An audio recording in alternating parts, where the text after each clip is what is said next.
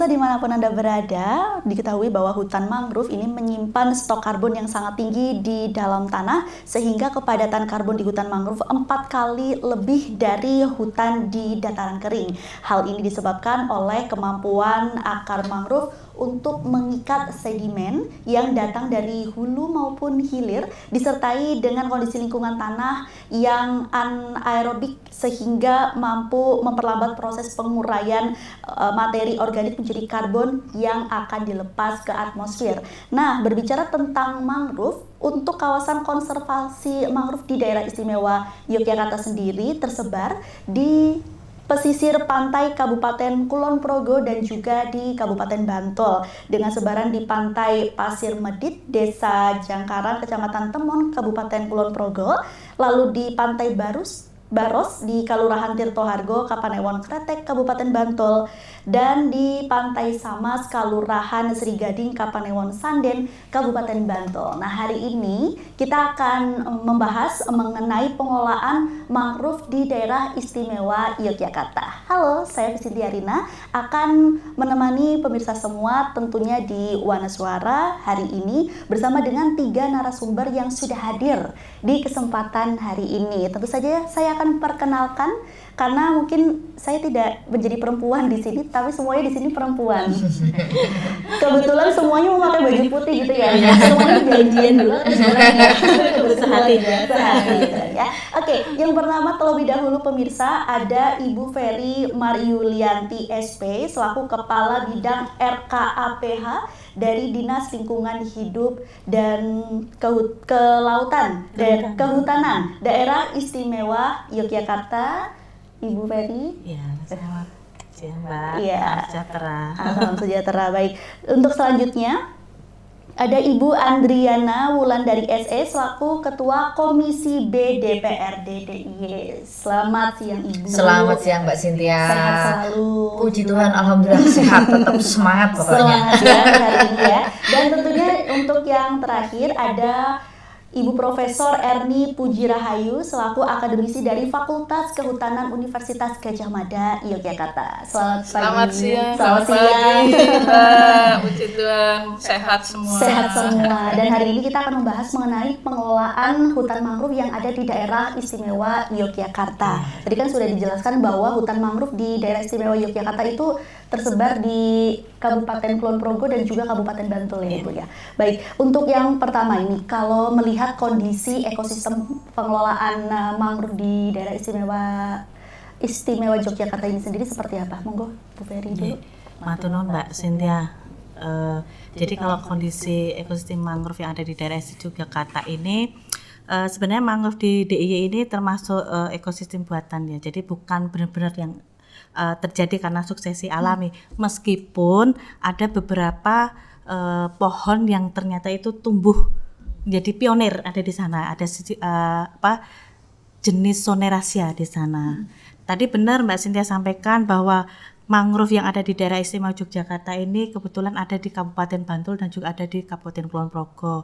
Dan dulu awalnya mangrove itu cuman ya masih sedikit lah kecil, terus mungkin ada dari masyarakat sekitar di sana, kemudian mengingat begitu pentingnya mangrove itu sebagai wind barrier juga, kemudian di situ nanti akan ada keanekaragaman hayati yang ada di kawasan mangrove itu, akhirnya dikembangkanlah mangrove di DIY ini yang dulu kecil, sekarang alhamdulillah sudah semakin banyak mangrove di sini. Dan di DIY ini kami juga untuk kondisi ekosistem mangrove ini sudah sudah ditetapkan menjadi sebuah kawasan yang dinamakan kawasan ekosistem esensial lahan basah. Nah, di ekosistem esensial lahan basah ini ada tiga yang ditetapkan yang melalui SK Gubernur nomor 247 tahun 2022. Jadi ada kawasan ekosistem lahan basah mangrove Baros yang isinya itu di kawasan mangrove di hutan Baros dan juga di Pengklik. Kemudian ada di habitat burung migran yang berada di sekitar muara sungai di Trisik, kemudian maksud saya pantai Trisik, kemudian mangrove Jangkaran yang ada di Kalurahan Jangkaran, Kapanewon Temon. Nah, ini dari Pasir Mendit sampai ke Pasir Kadilangu. Nah, di situ kalau kita bicara terkait dengan kawasan ekosistem esensial itu apa? Itu sebenarnya kawasan di luar kawasan suaka alam dan kawasan pelestarian alam, di mana pengelolaannya itu untuk kepentingan peningkatan kesejahteraan masyarakat. Namun yang harus diingat dalam pengelolaan itu harus memperhatikan kaidah-kaidah konservasi. Mohon maaf kalau tadi Mbak Cynthia menyampaikan kawasan konservasi mangrove, sebenarnya bukan kawasan konservasi. Jadi ini kawasan ekosistem esensial ini hanya di dalam pengelolaannya menerapkan prinsip-prinsip konservasi, kaidah-kaidah konservasi itu diterapkan di situ. Tapi bukan sebagai kawasan konservasi ya. Jadi alhamdulillah mangrove yang tadinya mungkin hanya ada Sonerasia, sekarang di DIY ini sudah bertambah jenisnya, sekitar ada 8 jenis. Jadi ada Avicennia, kemudian ada Rhizophora dan sebagainya. Jadi dengan bertambahnya ini, keanekaragaman hayati pun juga menambah, ada beberapa jenis satwa yang ada di sekitar kawasan mangrove. Gitu Mbak Cynthia. Oke, kondisinya sekarang gimana Bu kalau untuk mangrove yang ada di DIY ini sendiri saat ini? Kalau jadi beda-beda ya Mbak. Jadi karakteristik yang di Bantul dan di Kulon Progo beda karena memang itu tergantung dari substratnya, dari solumnya. Kalau yang di Bantul itu mungkin lebih banyak unsur pasirnya dibandingkan dengan di Kulon Progo. Mungkin kalau yang di Pengklek itu ada ininya, ada unsur lumpurnya. Nah, ya alhamdulillah karena ini banyak sekali ada kegiatan-kegiatan di sana, entah dari berbagai instansi, mangrove di DIY ini alhamdulillah semakin bertambah. Kalau dulu mungkin kalau peta nasional mungkin kita kecil ya Bu Erni ya, tapi sekarang alhamdulillah sudah bertambah. Ya, luasannya seperti itu. Nah, kalau untuk upaya dari dinas ini sendiri Bu, dari DLHK DIY, bagaimana untuk pelestariannya dari hutan mangrove ini? Ya, seperti yang saya sampaikan tadi, upaya pelestarian karena kami sudah menetapkan itu kawasan ekosistem mangrove esensial. Nah, dari situ kita mencoba menarik, membuat rencana aksi perlindungannya. Jujur nih yang waktu penetapan KE ini kami kerjasama dengan Balai KSDA. Ini ada Prof N di sini kebetulan juga ya beliau yang sebagai tenaga ahlinya. Jadi kita ingin ada rencana aksi perlindungan dari perlindungannya. Nah, ini merupakan mandat setelah ditetapkan menjadi KEE. Kami sudah menyusunnya itu rencana aksi perlindungannya di tahun 2023. Nah, kemudian ini kami di tahun 2024 ini kami menyusun rencana kegiatan pengelolaannya atau perlindungannya. Jadi untuk per tahunnya memang mandatnya dari 5 tahun sekali, yang RAP tadi untuk 2023 sampai dengan 2027, dan untuk per tahunnya kami harus membuat kira-kira target masing-masing OPD yang masuk di dalam forum KEE ini apa. Nah, seperti itu. Jadi kami memang untuk pengelolaan yang mangrove ini kami tidak bisa sendiri. Iya. Ya, harus bergandengan tangan gitu dengan ya, yang lainnya.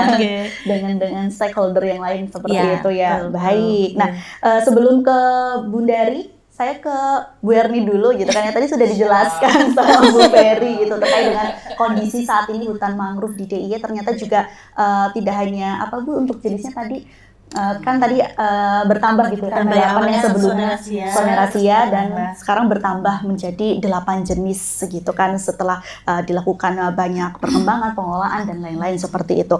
Nah, dari Bu Erni ini sendiri bagaimana pandangan Ibu terkait dengan pengelolaan ekosistem mangrove yang ada di DIY ini sendiri, Bu? Terima kasih ibu-ibu yang saya cintai dan saya banggakan. Bicara mangrove di DIY ini luar biasa sekali. Luar biasa karena luasan tidak terlalu besar, tetapi semangat pengelolaannya itu luar biasa, baik pengelola maupun masyarakatnya. Jadi masyarakat tuh selalu ingin ini akhir-akhir ini saya diminta di Dusun Bleberan di Kulon Progo, Ngalur ya. Saya diminta untuk memantau apakah mangrove bisa daerah mana saja yang bisa ditanami. Dan itu mendapatkan bantuan bibit dari Persatuan Dokter di Pantirape. luar biasa. Jadi antusias ke situ ya. Ya, hanya saja memang semangat ini seringkali tidak diikuti dengan hasilnya. Banyak yang mati gitu ya.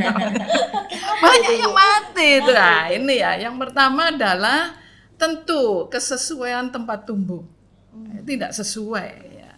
Karena tadi sudah disebutkan Bu Ferry bahwa daerah Bantul, Kulon Progo spesifik ya, dominannya memang berpasir karena ini kan pantai selatan. Mangrove itu padahal tumbuh baik di pantai utara, ya, karena banyak lumpur, ada muara sungai, di situ pasti mangrove itu ada, gitu ya.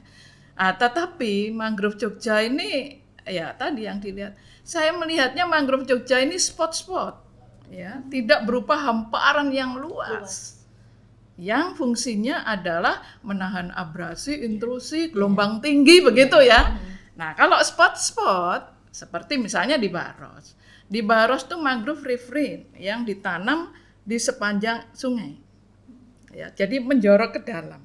Mestinya kan menghalangi lahan itu di ini ya. Nah, ini fungsi dari ekosistemnya belum terpenuhi.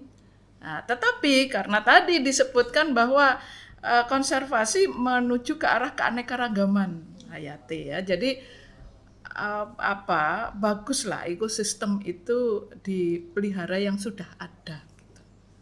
Itu harapan kami ya. Jadi mungkin yang kedua kalau tidak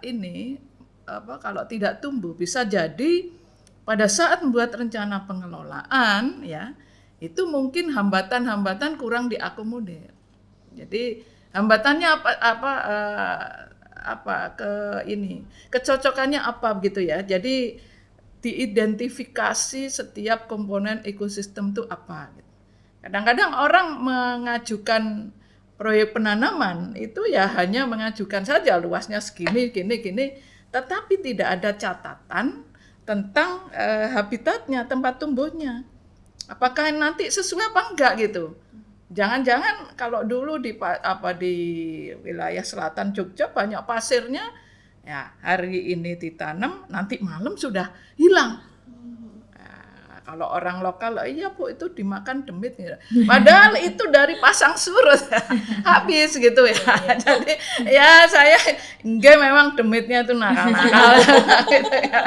Jadi ya ini memang harus ya. Bahkan tingkat nasional pun saya juga mengusulkan sebelum usul sebuah proyek itu harus ada catatan dulu secara ini minimal itu lahannya itu berpasir atau berlumpur, perbandingan pasir lumpur berapa kan tidak sulit.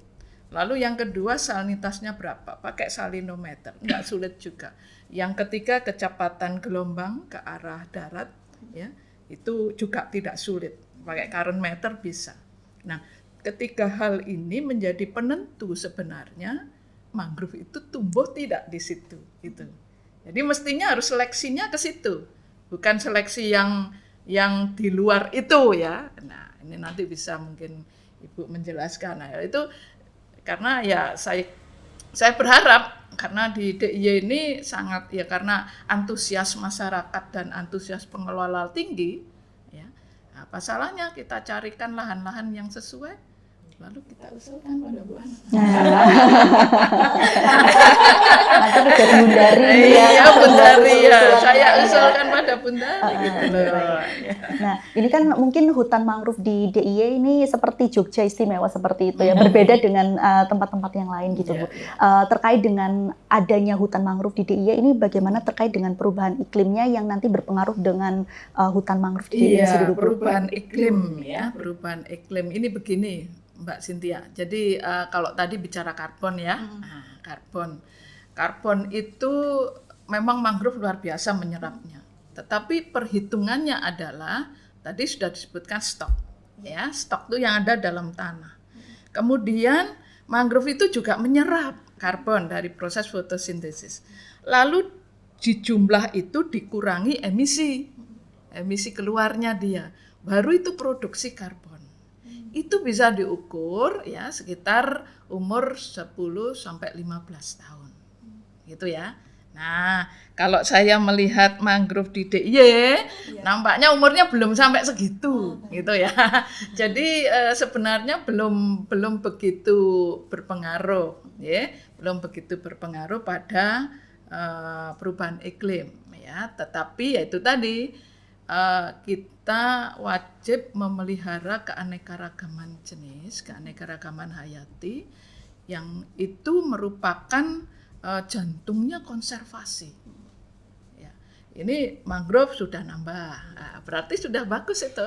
Ya, meskipun masyarakat itu kadang-kadang ingin menanam mangrove, dia punya maksud toh. Misalnya jasa ekosistemnya. Akhir-akhir ini kan untuk ekowisata, ya tahu, untuk wisata, untuk silvofishery gitu ya. Itu bagus-bagus saja. Jadi masyarakat bisa memelihara mangrove-nya, dia juga mempunyai nilai tambahnya, meningkatkan pendapatannya. Nah, ini kan luar biasa. Saya tidak menemui itu di luar-luar Jawa sana. Di Jogja ini yang luar biasa itu antara masyarakat dan pengelola. Hanya saja memang ada beberapa yang harus dikendalikan, seperti penambangan pasir, ya. Tambak-tambak itu jangan sampai luas banget, nanti mangrove-nya tipis jadi pelengkap penderita. Ya, kalau perlu ya kita aturlah, kita beri pendidikan bagaimana. Saya kira mudah sekali. Ya, Bu Ferry itu bolak-balik melakukan itu, saya kira masyarakatnya sudah paham lah. Hanya saja memang ya harus didukung. Ya, dukungan apa? Yuk, kembali lagi ke Bu Ferry. Kan gitu. Iya, baik. Gitu, Mungkin Bu Ferry mau menambahkan terkait dengan perubahan iklim Ya, itu, Bu? mungkin memang kalau sebenarnya mangrove itu digadang-gadang ya Bu tadi untuk bisa membantu dalam upaya perubahan iklim, karena memang 4 kali lebih besar bisa menyerap karbon. Cuma memang paling tidak dari ada mangrove itu seperti saya sampaikan tadi sebagai wind barrier. Jadi yang dulunya itu pertanian yang ada di belakang mangrove ini kan mungkin tingkat salinitas dari angin yang mengandung kadar garam itu kan membuat pertanian itu untuk susah panen. Alhamdulillah ada mangrove. Jadi kan mangrove kan ada mangrove yang mangrove intinya itu pohon mangrove-nya, kemudian ada mungkin yang disebut mangrove asosiasi yang di penyangganya, tanaman-tanaman penyangganya itu kan mampu menahan dari terpaan angin ini. Alhamdulillah kalau pertanian di belakang bisa panen. Nah, kalau dulu-dulu kan angin yang mengandung garam langsung bus ke utara. Nah, ada udara garam susah panen. Nah, alhamdulillah dengan ini termasuk juga untuk perubahan iklim juga. Ini harapannya memang dari mangrove ini kita bisa support lah, meskipun memang benar kalau Prof. Eni tadi menyampaikan sepertinya belum sampai di 15 tahun memang belum, tapi paling tidak kita ada upaya untuk ke arah itu. Nah, itu dia tadi ya. Yeah. Untuk kita tunggu juga ya Bu ya, walaupun belum sampai 15 tahun itu tadi ya. Oke, baik. Nah, Bu Dari sudah dicolek-colek nih Bu dari tadi terkait mungkin dengan anggaran yang bisa disupport dari DPRD seperti itu terkait dengan pengelolaan mangrove di DIY. Nah, kalau dari upaya Bu, upaya dalam pengelolaan ini yang telah dilakukan oleh Pemda saat ini seperti apa dalam pelestarian hutan mangrove? Terima kasih Mbak Cynthia. Selamat pagi, selamat siang Bu Ferry, Bu Erni. Jadi yang pertama-tama pastinya apresiasi bagi pemerintah daerah Istimewa Yogyakarta beserta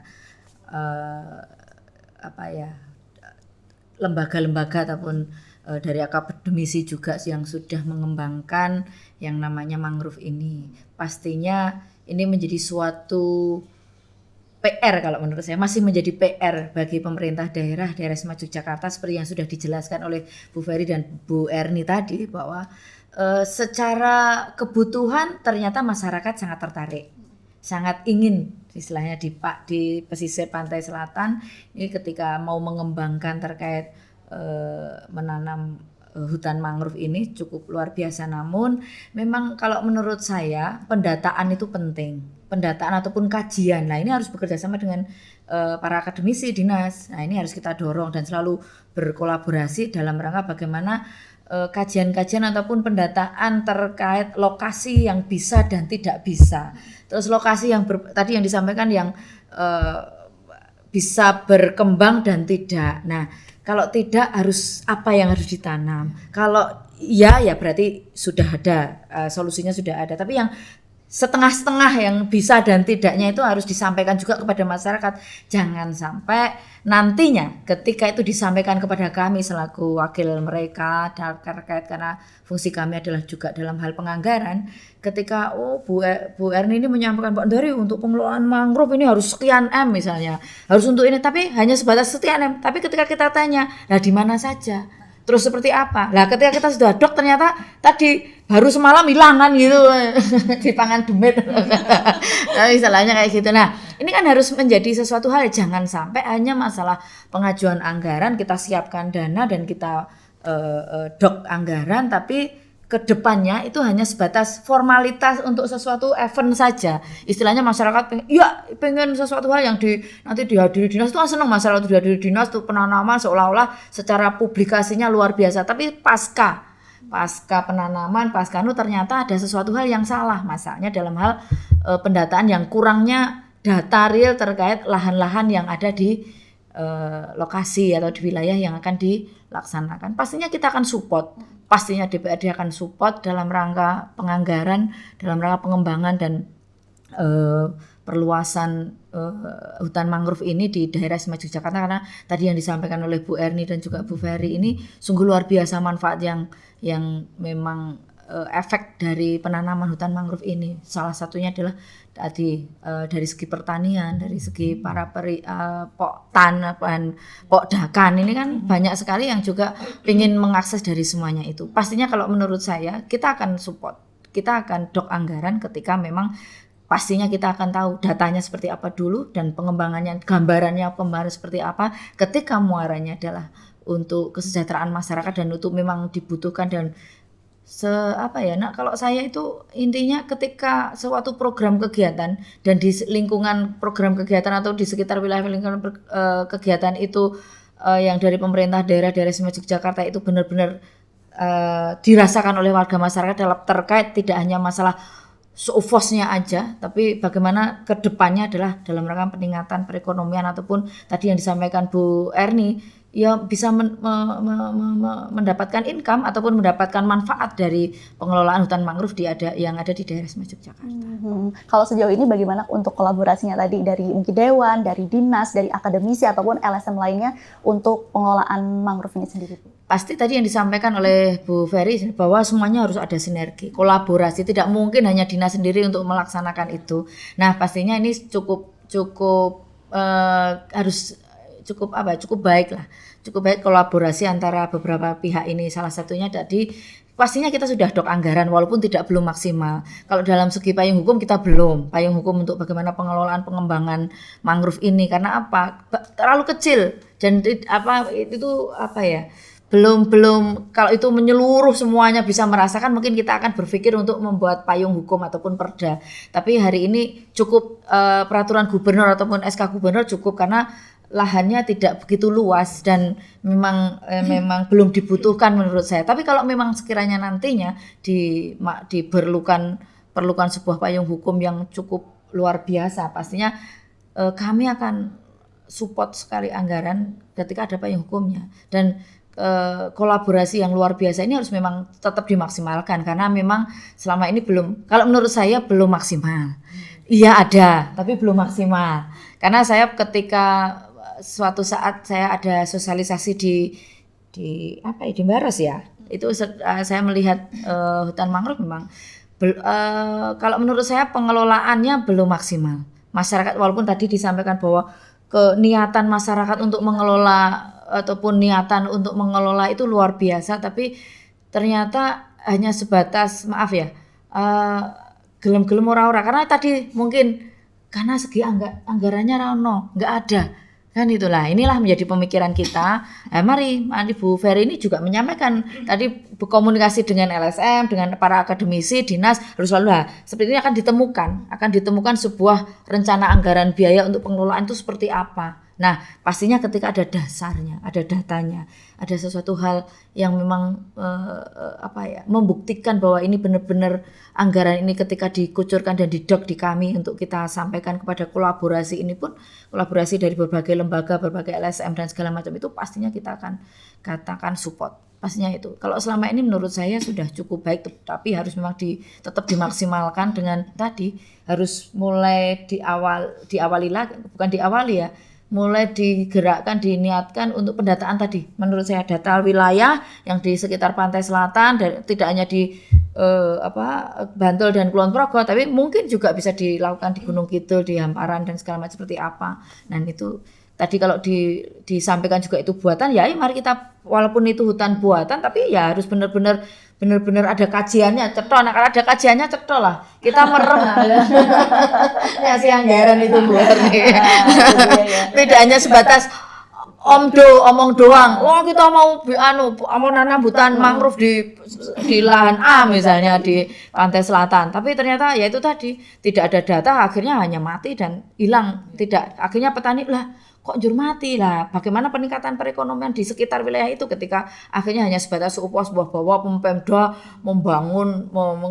mengembangkan hutan mangrove, tapi ternyata waktunya ataupun hanya sebatas sekilas lah, hanya sebatas terus hilang lah gitu.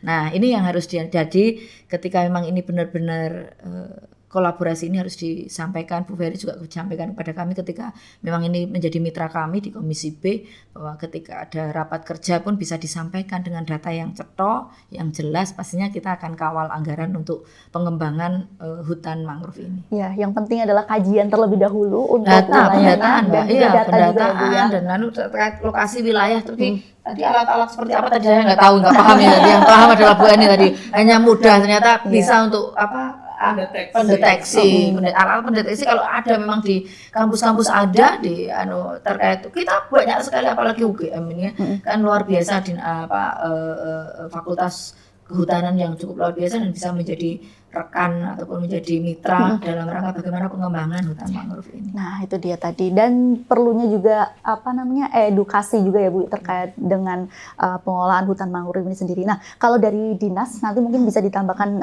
sama Bu Erni untuk edukasi juga Bu. Selama ini sejauh ini dari dinas sendiri seperti apa untuk memberikan edukasi kepada masyarakat bagaimana tentang pengelolaan mangrove ini sendiri Bu? Iya, baik Mbak Cynthia. Jadi kalau terkait dengan edukasi ini kami memang lebih kepada sosialisasi kalau untuk masyarakat ya.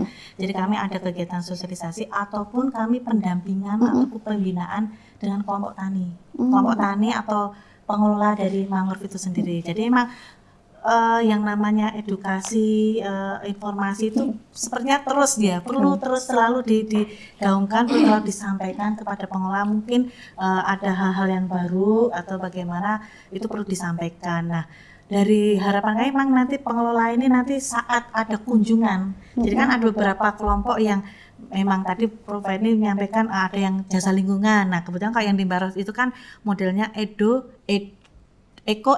wisata. Nah, seperti artinya kan dia kan bisa menyampaikan kepada masyarakat yang hadir di situ untuk belajar tentang mangrove, untuk tahu tentang mangrove sampai nanam mangrove-nya. Nah, seperti itu salah satu contoh. Nah, kami selalu ada pendampingan, kami ada penyuluh kehutanan yang selalu mendampingi di sana. Di luar itu edukasi kami melalui Instagram dinas. Jadi di Instagram kami di LHK, jadi monggo silakan nanti bisa berkunjung untuk di Instagram di LHKD itu ada beberapa informasi yang terkait dengan mangrove. Bahkan tidak hanya sekedar mangrove itu apa misalnya seperti itu. Jadi ada kegiatan-kegiatan kami, kalau tadi Bu Anu ada mungkin CSR atau siapa. Jadi kami ada kegiatan penanaman mangrove, misalnya waktu itu ada CSR yang melakukan kegiatan penanaman dan kami diundang di situ. Jadi kami juga sampaikan, kami informasikan melalui Instagram kami. Jadi biar kami tuh memantik masyarakat untuk wah ternyata kita bisa ikut berpartisipasi, tidak hanya cuman instansi saja, tapi artinya masyarakat luas, entah itu akademisi, entah itu CSR, entah itu LSM, entah mungkin TNI itu juga banyak yang ini ikut apa andil dalam penanaman mangrove akhirnya kan menjadi sebuah informasi yang secara tidak langsung menarik perhatian untuk ikut dalam pengelolaan mangrove. Jadi edukasi kami jadi lewat medsos maupun secara langsung gitu Mbak. Kalau dari masyarakatnya sendiri saat menerima penyuluhan ataupun tadi edukasi diberikan kepada mereka, sejauh ini peran masyarakat seperti apa? Apakah hanya sekedar diberikan edukasi terus hanya stop sampai situ, ataukah ada ajakan dorongan untuk ayo pengelolaannya lebih ditingkatkan lagi untuk hutan mangrove-nya gitu? Iya jelas ada Mbak. Jadi kami itu dalam pembinaan kelompok tani itu ada yang namanya kelola kelembagaan, ada yang namanya dengan kelola kawasan, dan juga ada namanya kelola usaha. Jadi tidak hanya sekedar ayo nanam. Jadi kalau kelola ke kawasan itu bagaimana kita menanam bisa tumbuh yang baik. Mungkin kalau tadi Prof Erni isoi yang mana sih yang tumbuh bagus di sebelah mana, kan perlu ini. Jadi itu kelola kawasan. Nah kelembagaan itu juga perlu, karena yang namanya kelompok itu kan pasti mungkin ada konflik atau gimana. Jadi kita perlu ada penguatan kelembagaan. Dari kelembagaan pun itu termasuk dengan SDM. Bagaimana kita meningkatkan SDM dari kelompok pengelola itu. Kemudian kelola usaha. Nah pendampingan kelola usaha ini kalau tadi disampaikan ada yang dengan jasa lingkungan wisata. Jadi pendampingannya usahanya seperti apa. Kemudian mungkin kalau di tempat lain di Bantul itu mungkin lebih kepada kami lebih ke konservasi dulu. Nah, jadi mereka lebih konservasi. Kalau yang di Maros jadi usahanya dengan wisata edu wisata. Jadi bagaimana kita pendampingannya. Nah, kebetulan kalau di Maros itu sempat ada semacam olahan juga dari, kan ada sisa-sisa ranting yaitu dibuat olahan itu namanya semacam kerajinan. Nah bahkan nah itu ada pendampingannya. Jadi nanti ketemunya kelompok tani ini akan bisa naik kelas, yang awalnya pemula nanti bisa madya. Nah seperti itu. Jadi pendampingan itu terus dilakukan, tidak hanya dari bidang kami. Kalau untuk yang pendampingan kelompok tani ada dari bidang P3SP pun juga melakukan pendampingan kaitannya dengan kelola kelembagaan maupun kelola usaha.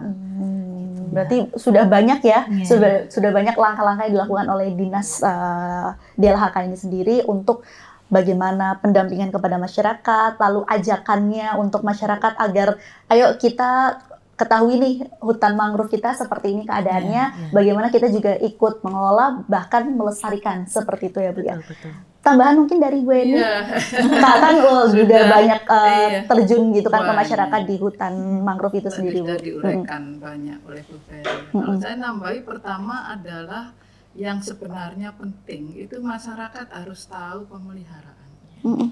Ya, pemeliharaan.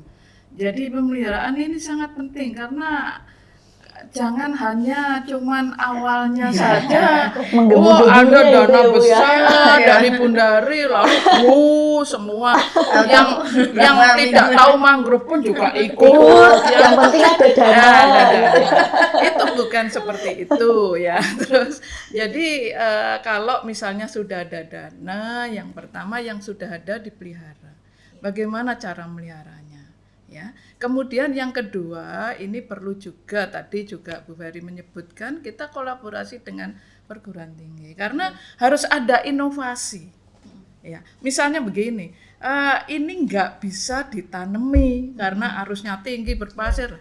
Bagaimana caranya? Tadi kan Bu Ferry bilang banyak kan buatan tuh di situ. Artinya tanaman, karena ada alami ada tanaman. Ya. Nah itu bisa ya, tetapi memang memerlukan biaya tinggi ya. Misalnya menggunakan APO, alat pemecah ombak ya, supaya ombaknya tidak tinggi. Kemudian mengalirkan kembali, membuat aliran kembali muara sungai supaya berlumpur. Nah, tetapi ini biaya tinggi gitu ya, biaya tinggi lah. Kalau ada biayanya boleh-boleh saja ya. Tetapi ada juga yang waktu itu saya juga mengemukakan satu hal, kalau tidak bisa ditanami mangrove, mengapa sih harus dipaksakan mangrove? Begitu. Ada hutan pantai, ya, ada Terminalia Katapa, ada jenis lain yang kita juga pernah nanam di pantai selatan Jogja Samas itu dengan jenis cemara udang, Casuarina. Kalau hanya untuk fungsi windbreak, jadi memecah angin supaya belakangnya bisa digunakan untuk tanaman palawija, digunakan untuk rekreasi dan sebagainya. Nah, ini Casuarina itu paling tepat di situ ya. Nah, jadi itu menurut saya. Jadi kita bisa berinovasi ya, tetapi kita juga bisa kembali ke alam. Kalau memang tidak sesuai, ya tidak perlu kita paksakan, gitu ya. Nanti paksa-paksa, wah ini kok tumbuh, setahun begitu enggak terdengar lagi. Kita ke situ sudah beda lagi, menjadi perairan yang luas pantai begitu. Terus waktu itu saya tanya, ini mana mangrove-nya? Oh, kalau mangrove yang ditanam tahun 2002 itu Bu, sekarang sudah enggak ada lagi. Lah kenapa enggak ada? Enggak tumbuh. Kenapa maksa kalau tidak tumbuh di situ? Gitu ya. Dan nambah juga Bu Ferry, saya pengalaman mendampingi masyarakat ya. Karena kalau tak kenal maka tak sayang gitu ya. Jadi waktu itu mungkin saya di luar Jogja ya, di Pantura. Saya nginep di rumahnya masyarakat. Di situ saya ngobrol, kalau sore ngeteh gitu ngobrol. Nah, sehingga mereka akan ngikuti pola saya begitu ya. Dengan contoh-contoh yang ada di lapangan, mengikuti. Karena kalau kita cuma datang bicara pulang, mereka juga tidak akan ya sudah jejak gitu aja, enggak ada jejaknya. Asiku paling kok teko syukur-syukur bawa uang gitu ya. Tapi pokoknya gitu ya. Ini kan syarat sebagai dulu proyek penanaman dulu. Sebenarnya tidak seperti itu. Jadi sebaiknya ya kita juga dianggap mereka, syukur-syukur kadang ada beberapa tempat yang mengangkat kami itu sebagai orang tua angkat gitu ya. Orang tua angkat di situ gitu ya. Jadi senang di Pantura saya membina itu 6 tahun di situ. Setiap kali saya ke sana, sekarang pemudanya itu sudah buka warung seafood yang di pinggir jalan itu. Nah, itu karena di sana kita kembangkan kepiting soka. Ya, jadi begitu saya ke sana lihat gitu, pasti saya diampirkan di warungnya. Gitu kan. Jadi ada tadi yang disebutkan Bu Undari, ada masukan, ada ini. Itu yang sebenarnya yang diinginkan, baik masyarakat, pemerintah maupun kita akademisi. Itu Mbak Cynthia kira-kira. Tadi kan disinggung ada beberapa tanaman mangrove yang bisa ditanam di situ ya Bu ya. Kira-kira ada berapa jenis lagi yang bisa ditanam di situ Bu? Iya, kalau saya itu sebenarnya begini, kita baru taraf penanaman ya Bu Ferry. Kalau membentuk ekosistem itu masih belum. Gitu. Karena kalau sudah membentuk ekosistem maka harus berfungsi sesuai ekosistem. Tadi menahan gelombang tinggi dan sebagainya. Kita masih taraf penanaman. Ya. Setahu saya daerah Kulon Progo itu yang bisa tumbuh baru Soneratia. Itu yang sudah lumayan lah besar ya. Soneratia. Kita masih mencoba beberapa Rhizophora, ya, Rhizophora, Bruguera, Seriop ya, kemudian beberapa jenis yang kita cobakan di sana ya, itu kita membuat demplot ya. Bahkan nanti saya udah sudah janji pada mereka, apapun hasil penelitian akan kita sampaikan kepada masyarakat ya.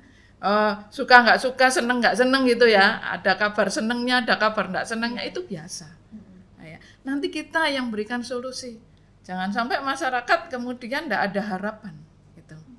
Jadi kita beri solusi gini Pak, nanti kalau panjenengan tuh maunya ini, panjenengan harus begini, juga harus mikir, juga harus berkorban gitu. Korban waktu, korban ini kadang-kadang bambunya itu dipotongi semua untuk ajir itu kan, mangrove harus diikat dengan ajir. Kalau enggak hanyut dia kan gitu ya. Nah, mereka ayo yang punya pohon bambu ini terus dibuat.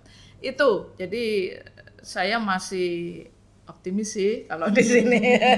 Masih optimis meskipun penelitian itu akan saya lakukan terus di berbagai tempat gitu ya.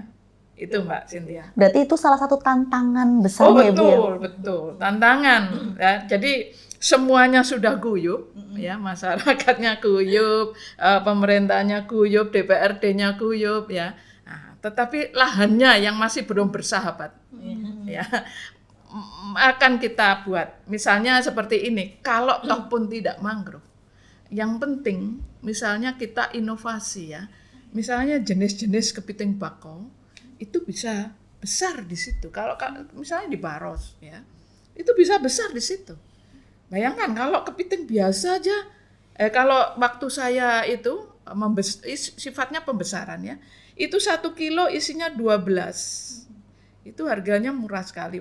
Setelah kita besarkan, itu 1 kilo hanya 3, Mbak. Artinya gede-gede. 3 itu. Ya. Itu pun yang masih ada jangkangnya. Kalau yang suka itu kan karapak lunak, yang langsung dibumboni terus dimakan gitu ya. Nah, itu kalau yang suka itu jauh lebih mahal. Nah, kalau misalnya mereka diajak untuk ini dan juga yang penting mereka memelihara lingkungannya. Karena lingkungan yang kotor disebutkan juga di ini, lingkungan yang kotor itu seringkali mendatangkan bakteri. Kalau hanya menyerang akar-akar, busuk akar seperti itu nggak masalah. Tetapi kalau untuk misalnya nyamuk, malaria, nah, masyarakat kena juga. Jadi sekalian memperbaiki lingkungannya, juga kita inovasikan terhadap teknologi-teknologi untuk perbesaran ini. Dulunya itu bandeng, Mbak ya, bandeng, udang. Nah, sekarang kepiting lebih mahal gitu ya. Nah, kita kepiting. Kita terus berpikir ke situ. Sehingga kalau ada penelitian kita yang berhasil gitu, kita share ke masyarakat. Jadi kita juga harus kerjasama dengan Pemda yang kita sama-sama membina, juga ada masukan bagi mereka. Jadi masyarakatnya optimis gitu ya. Harapan itu. Baik, tantangan lain Bu mungkin yang dihadapi dinas itu terkait dengan pengelolaan pelestarian mangrove ini ada nggak? Kalau tadi disebut sifat pantai selatan tadi ya, gelombang tinggi. Tadi yang diambil dompet tadi. Jadi hari ini nanam, besok sudah hilang. Itu bisa terjadi seperti itu karena pas saat pasang air laut, nah ini kan bisa membuat tanaman jadi hilang. Selain itu, karena itu di bagian hilir ya, sampah. Nah, banyaknya sampah yang dari misalnya kalau hujan deras, misalnya seperti hujan deras, dari hulu sampah sampai ke bagian hilir. Nah, ini yang ternyata juga salah satu tantangan dalam pengelolaan mangrove kami. Jadi ada beberapa tanaman mangrove yang dikelola kelompok kami itu ini rusak karena gara sampah itu tadi. Jadi bahkan pernah sehari ini sudah dibersihkan, beberapa sudah dibersihkan, tiba-tiba semalam hujan deras sampai dengan pagi, ya besoknya itu kelompok tani ya cuma ngeliatin aja, sama kembali banyak lagi. Nah ini memang tantangan yang luar biasa untuk ini untuk sampah sama ini Bu Prof, ini sumpil ya. Kalau di Kulon Progo ini tantangannya ini adalah dengan banyaknya sumpil yang gerus akar dari mangrove, akhirnya mangrove jadi mati. Nah seperti ini. Nah ini belum kami memang jujur belum tahu persis harus seperti harus digimanakan sumpil ini. Kalau mungkin di daerah lain, mungkin di luar Pulau Jawa itu mungkin sumpil menjadi makanan ini ya ini, tapi mungkin kalau di Jogja mungkin belum. Dan karena saking banyaknya ini yang populasi sumpil yang banyak ini kan menjadi kalau ini kan bisa kita anggap hama ya, hama untuk tanaman mangrove itu Mbak. Jadi emang luar biasa. Dan juga mungkin tantangannya ini tadi penambangan mungkin juga bisa. Kemudian tantangan berikutnya kita emang harus bersatu, perlu kolaborasi. Jadi sepertinya masih belum benar-benar ngeklik, meskipun kami sudah ada forum KE, tapi harusnya kan memang benar ngeklik. Nah ini yang ngekliknya yang ini memang masih jalan sendiri-sendiri. Ya, itu kan menjadi tantangan juga bagi kami ya. Jadi harapannya memang ada support dari berbagai. Jadi kalau DHK masuk mungkin lebih di rehabilitasi konservasinya. Kemudian mungkin kalau Dinas Kelautan tadi Bu Erni kan menyampaikan ada kepiting. Nah itu bagian kelautan itu seperti itu. Nanti kalau pariwisata mungkin di bagaimana wisata di situ tetap bagus tapi konservasi juga bagus. Nah, mungkin seperti banyak perlu tantangannya masih banyak sekali ya untuk tantangan-tantangan itu ya. Nah, Bu Dari ini kan tantangannya banyak banget nih. Tadi ada mungkin sumpil tadi gitu kan ya, sampah yang ternyata masih bisa menghambat gitu kan ya proses pelestarian seperti itu dan lain sebagainya. Nanti seperti apa Bu untuk menghadapi tantangan-tantangan ini, dan apakah mungkin ada kebijakan baru juga yang akan dibuat seperti itu terkait dengan konservasi dan juga pelestarian mangrove, Bu?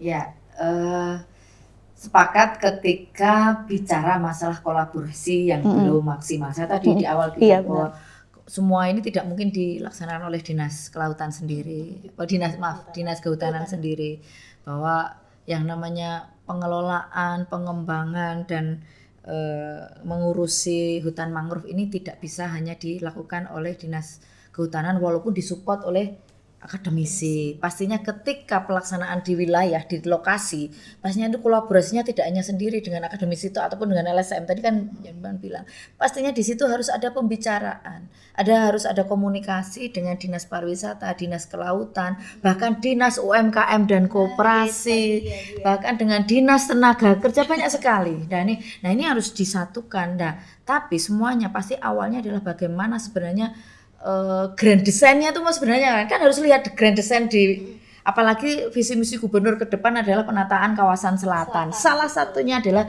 ini menjadi perhatian. Jangan sampai nantinya sebenarnya ini adalah bagaimana penanaman hutan mangrove yang manfaatnya cukup luar biasa terhadap petani, terhadap bagaimana abrasi laut dan juga terkait banyak manfaat yang dilakukan, tapi karena hanya tujuan satu itu aja tapi merusak tadi wisatanya atau lingkungan. Dan tadi bicara masalah ketika pariwisata, lingkungan dan semuanya. Saya tadi mau ngomong tuh nggak enak. Ketika saya ke sana, wah sampahnya dan masih kotornya, lingkungan itu belum masyarakat itu ya saya nggak tahu itu masyarakat ataupun hari ini. Karena apa? Semua sampah sekarang coba menyelam di pantai selatan, pasti di bawah itu sampah tok, ya kan? Karena sekarang begitu ada permasalahan sampah di daerah istimewa Yogyakarta, kadang masyarakat itu sok delik sembunyi buang sampah di sungai ataupun itu kan pasti akan terbawa bahan muaranya ke laut. Nah, pastinya semuanya ini butuh kesadaran. Salah satunya adalah edukasi terhadap apapun, sosialisasi terhadap masyarakat terkait bagaimana istilahnya kalau menurut saya menyadarkan dulu, ketemu dulu dengan masyarakat, diajak bicara. Pemerintah harus hadir itu tidak hanya hadir nggawa duit, nggawa bibit, tapi bagaimana mengawali adalah di sana diajak diskusi dulu. Seperti apa di sana harus dilakukan, misalnya mau ada pengembangan harus dilakukan. Tadi yang disampaikan, saya sepakat dengan Bu Ferry tadi menyampaikan bahwa ada edukasi, ada sosialisasi, harus menyamakan persepsi, pemahaman bahwa tidak hanya masalah menanam tok, bahwa manfaatnya itu dan dikelola, tapi bagaimana ketika pemeliharaannya harus sampai seperti apa. Dan itu pun dalam pemeliharaan jangan dicolke, pemerintah juga harus hadir sampai di mana harus hadir. Pemerintah hadir itu dalam rangka tadi kalau urusan penanaman, penggelontoran penanaman hutan mangrove ataupun pengelolaan dinas kehutanan. Tapi setelah itu ditanam dan dikelola, akhirnya pemeliharaan juga masih di dinas, pastinya kolaborasi dengan dinas kelautan. Setelah itu pasti urusannya kalau mau ternyata bagus ya, ternyata bisa dimanfaatkan dengan pariwisata misalnya, dengan didorong. Apalagi kita sudah punya Pok Darwis, kerjasama dengan Pok Darwis.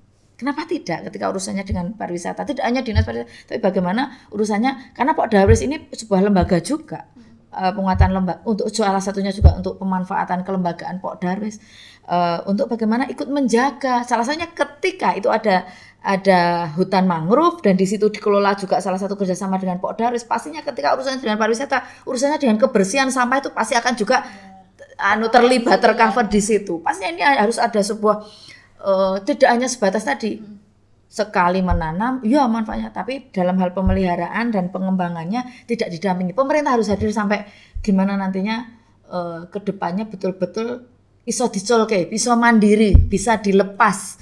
Nah, selama belum bisa dilepas pun harus pemerintah hadir di situ melalui dinas. Nah, target tadi kalau menurut saya ya itu tadi kolaborasi yang memang benar-benar harus. Hari ini Nyon Sewu selalu kami sampaikan, hari ini banyak sekali kegiatan antar OPD itu punya konsep sendiri, punya kegiatan sendiri, punya program sendiri tanpa dikolaborasi, akhirnya ya itu tadi masyarakat juga ya wong waton ditekani dinas dikasih program ya seneng bae, tapi setelah itu ya sudah selesai.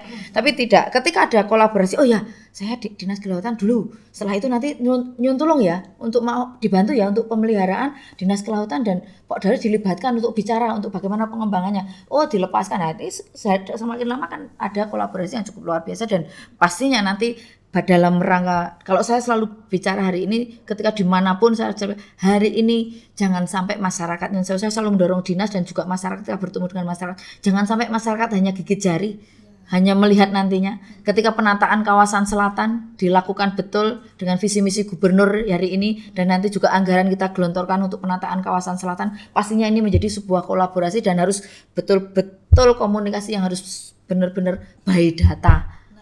Kan gitu. By data dan jangan sampai hanya sebatas visi misi tapi tidak terlaksana. Maaf bahwa selama ini saya juga menyampaikan jangan sampai visi misi gubernur diulang lagi. Lah sik jenenge tangan kanane gubernur itu ya dinas terkait untuk di selatan. Nah, salah satunya itu di infrastruktur juga nanti di dalam pengembangan bagaimana mengembangkan kawasan infrastrukturnya itu juga kolaborasi, tidak hanya masalah yang tahu pasir, yang tahu bagaimana membangun apa tadi yang harus memecah ombak itu juga kan itu semuanya harus kolaborasi. Pastinya di situ. Mbak Cynthia, menurut saya di itu pastinya kita akan support ketika itu bicara by data dan ada konsep yang cetok, konsep programnya yang cetok dan jangka panjangnya dan muaranya adalah bagaimana masyarakat terlibat di situ nantinya dan penyiapan sumber daya manusianya di situ harus maksimal. Betul. Nah, itu dia. Boleh Bu. Lagi ya, Bu. Jadi sebenarnya kan kami dari pasca ditetapkan jadi kawasan ekosistem esensial itu kami sebenarnya sudah juga menetapkan mulai SK Gub forum pengelolaan kawasan ekosistem esensial lahan basah. Jadi lebih ke mangrove itu tadi. Cuman memang untuk kami berjalannya forum ini memang ya mungkin Ibu dari Pirsa ya kita ya agak tertatih-tatih di tahun ini juga kami juga mencoba memanggil dari forum untuk penyusunan RKP rencana kegiatan ini. Jadi di situ nanti masing-masing OPD termasuk LSM termasuk kelompok tani itu sendiri entah OPD provinsi entah OPD kabupaten itu untuk bisa memberikan informasi. Kalau tadi Bu dari data itu nanti kami sedang berusaha Bu di tahun ini untuk agar untuk dimulai mudah-mudahan ya Bu mudah-mudahan mulai tahun ini untuk kita bisa kemarin yang masih sendiri-sendiri itu mudah-mudahan mulai tahun ini sudah mulai tertata di masing-masing dan termasuk data itu juga. Jadi siapa berbuat apanya itu bisa ketahuan dari RKP yang kami susun ini. Harapan kami memang ada support, memang kalau semua mendukung mau mengisi kan kita bisa tahu ya Bu. Jadi ternyata di daerah kabupaten ini mereka support kegiatan di sini, kemudian pariwisata di provinsi ini atau pariwisata kabupaten seperti ini. Nah kami memang mencoba meskipun ya harus butuh effort Bu, jujur memang kami harus butuh effort.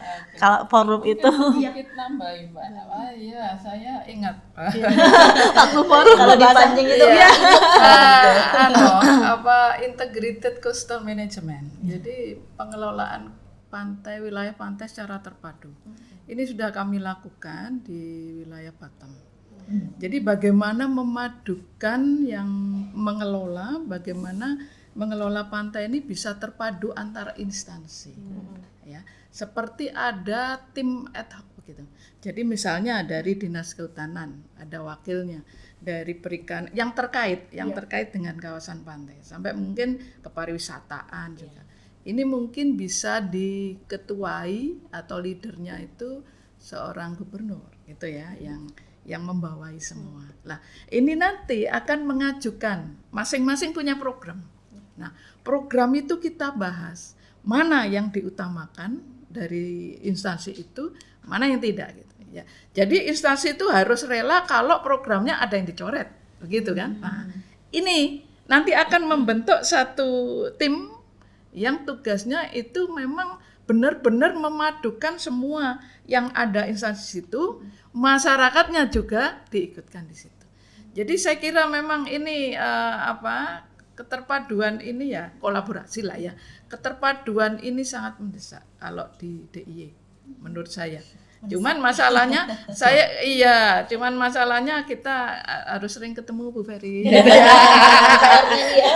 Iya, gitu ya. Jadi itulah usul saya ya. Yang kedua juga pendampingan masyarakat tidak pernah berhenti ya. Masyarakat Jogja itu pintar-pintar loh, Mbak. Seringkali kita bilang begitu, mereka wah ya kami kemarin enggak begitu gitu ya. Jadi ini, tapi kita hargai bahwa mereka itu punya kemauan yang keras gitu.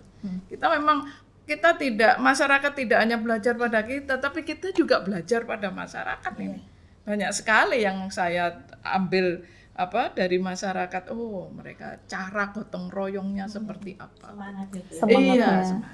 Dan kreativitasnya mungkin ya juga yang dilakukan oleh masyarakat seperti itu. Wah, ini obrolan yang cukup menarik gitu kan ya, sama PR-nya nanti yang dikerjakan nantinya antara sesama dinas dari dewan dan juga akademisi, hingga mungkin melibatkan elemen yang lainnya seperti itu dalam pengelolaan mangrove di DIY. Nah, kita ke sesi yang terakhir gini ya.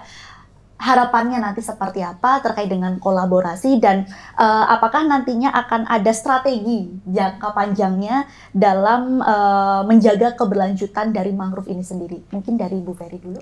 Oke, jadi kalau harapan itu jelas tadi pengennya ada kolaborasi yang manis ya, dengan semua pihak, entah instansi, entah LSM, entah masyarakat, apalagi akademisi ini. Seperti Bu Prof ini juga sudah membuka diri.